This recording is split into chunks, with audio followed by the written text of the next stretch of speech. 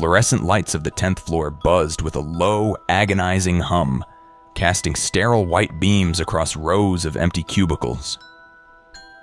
It was 2:53 a.m. Ethan Poe rubbed his bloodshot eyes, staring at the triple monitor setup on his desk. As a senior threat intelligence technician at MFH Cyber Defense, late nights were standard, but tonight felt eerily quiet, until a neon red alert tore through the silence.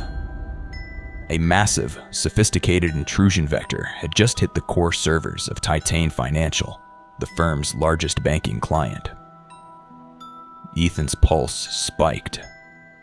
Millions of accounts, sensitive transaction ledgers, and encryption keys were being systematically breached. The attackers weren't amateurs. They were deploying a zero-day exploit wrapped in polymorphic malware, shifting shape every time Ethan tried to isolate the infected nodes. Adrenaline surged through his veins, fingers dancing across his mechanical keyboard with practiced lethality. Ethan initiated a counter-intrusion defense. He built dynamic firewalls on the fly, rerouted compromised packet streams into dead-end honeypots, and manually patched vulnerabilities in real time. For over an hour, it was a silent, brutal war waged in binary code. By 4:07 a.m., through sheer willpower and tactical brilliance, Ethan had effectively halted their primary exfiltration pipeline. Then, his personal smartphone, sitting face down on the wooden desk, vibrated once. Ethan glanced over, expecting an automated two-factor prompt. Instead, it was an encrypted file sent from an untraceable number. He tapped the screen.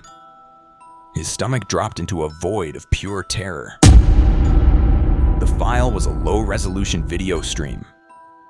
It showed a high-angle shot of the 10th floor office, capturing the exact angle of Ethan sitting at his desk, hunched over his monitors, wearing his navy hoodie. The camera hovered near the ceiling ventilation duct directly behind him. He wasn't alone. Before he could process the sheer panic of being watched, a second notification flashed on his phone screen. It was another video feed.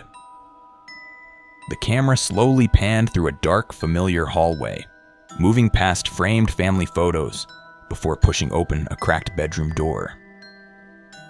The camera focused on a bed where an elderly woman lay softly breathing under a knitted quilt. It was his mother, asleep in her home, 40 miles away. Below the video came a text message. "Step down from the terminal, Ethan. Drop the firewalls and let the pipeline flush.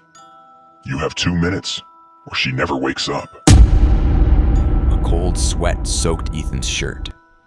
His heart hammered violently against his ribs as a suffocating dread settled over him. His eyes flicked rapidly between the banking terminal, where millions were at risk, and the chilling image of his sleeping mother. Fear did not paralyze Ethan. It weaponized his focus. Clenching his jaw, he feigned compliance to buy time. He executed a script that appeared to lower the firm's primary defense perimeter, feeding the hackers a dummy confirmation log. Simultaneously, he secretly spun up an isolated, air-gapped sandbox environment to trace the telemetry of the intruder's camera feed and locate the rogue signal inside the building. It was a tightrope walk over an abyss. For the next 2 hours, the hackers moved like ghosts. Believing Ethan had surrendered under threat, they silently mirrored Ethelgard Financial's vast master database, copying petabytes of sensitive records and quietly scrubbing their footprints. They altered access logs, patched the very exploit they used, and restored the original checksums. When they finally severed the connection at dawn, the breach looked completely invisible, as if it had never happened at all.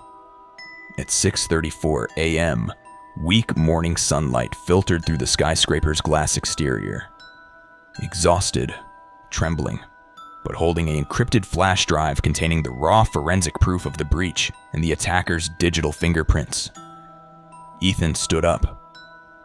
He tucked the drive deep into his jacket pocket and headed toward the elevator, intent on reaching the local federal field office directly. He stepped out into the crisp, cool morning air, his mind racing. He made a quick call to his mother. She answered, sleepy and safe, entirely unaware of the nightmare that had unfolded while she slept. Relief washed over Ethan, but it was short-lived. As he turned down the quiet side street leading toward his car, footsteps echoed behind him. Before Ethan could turn his head, a heavy shadow lunged from the alleyway. A hired enforcement operative, sent to ensure total silence, swung a solid iron bar with brutal, decisive force. The blow struck the back of Ethan's skull with a sickening crack.